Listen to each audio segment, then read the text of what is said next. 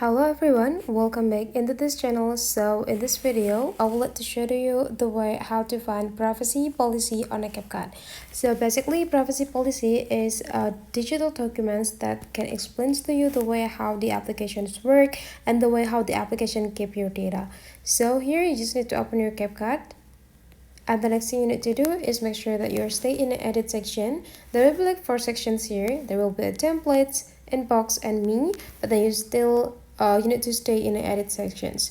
The next thing you need to do is take a look on the top right corner. There will be like these two buttons, but then you need to click this one, the right one, and then they will be bring you into the several options about the settings, and then you just need to scrolling down. There will be a privacy policy explanations here, so you just need to go click it, and they will be bringing you into the privacy policy of the CapCut, and then you just need to read every points that have been created by the CapCut itself.